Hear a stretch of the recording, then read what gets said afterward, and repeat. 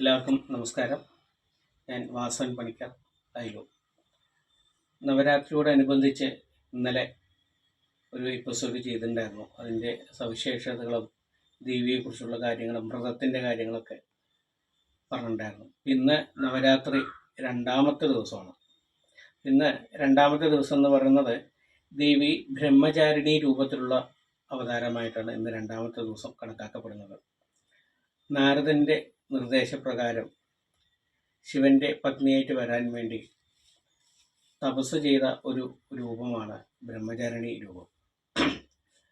ഒരു കയ്യിൽ കമണ്ഡലവും ഒരു കയ്യിൽ രുദ്രാക്ഷവും ഉള്ള ഒരു രൂപമാണ് അതിൻ്റെ പ്രത്യേകത.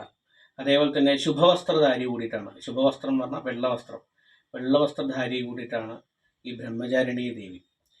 ഇന്നത്തെ രണ്ടാമത്തെ ദിവസത്തിൻ്റെ ബ്രഹ്മചാരിണി ദേവിയുടെ പ്രത്യേകത എന്താ വെച്ചാൽ പ്രധാനമായിട്ടും സ്ത്രീ സംബന്ധമായിട്ട് വിവാഹ സംബന്ധമായിട്ടുള്ള പ്രശ്നങ്ങൾ, വിവാഹം നടക്കായ്മ അല്ലെങ്കിൽ വിവാഹം വൈകിപ്പോകുന്നത്, അങ്ങനത്തുള്ള വിവാഹ ദോഷത്തെ ഈ ഇന്നത്തെ ദേവിയെ നമ്മൾ ഭജിക്കുന്നത് മൂലം അത് അകലുവാനുള്ള സാധ്യത വളരെ കൂടുതലാണ്.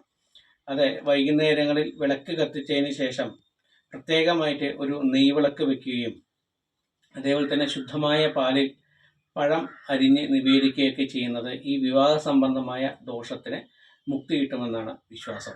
അതേപോലെ തന്നെ മുല്ലപ്പൂമാല കെട്ടി ഈ ദൈവത്തിൻ്റെ ഫോട്ടോയിൽ ചാർത്തുന്നതും, അങ്ങനെ ദേവിയുടെ ഫോട്ടോ ഇല്ലെങ്കിൽ കൂടിയിട്ട് നമ്മൾ കത്തിച്ച് വെച്ചതായ നിലവിളക്ക് ചാർത്തുന്നതും ഈ വിവാഹ സംബന്ധമായുള്ള ദോഷത്തിന് നല്ലതാണ്. അതേപോലെ തന്നെ സമാധാനപരമായ ഒരു ശാന്തസ്വരൂപിയായ ഒരു ദേവിയായിട്ടാണ് ഇന്ന് കാണുന്നത്. അതേപോലെ തന്നെ സർവ്വസമാധാനം എന്ന് പറയുമ്പോൾ എല്ലാ രീതിയിലുള്ള സമാധാനമായിട്ടാണ് കാണുന്നത്.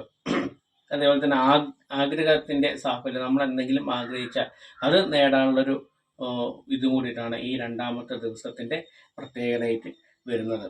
പ്രധാനമായിട്ടും ഈ മംഗല്യ സംബന്ധമായിട്ട് അത് സ്ത്രീക്കും ആകാം പുരുഷനുമാകാം. ഈ മംഗല്യ ദോഷത്തെ ഇല്ലായ്മ ഇങ്ങനെ ചെയ്യുന്നത് മൂലം നമുക്കത് ഇല്ലായ്മ ആയിട്ട് വരും.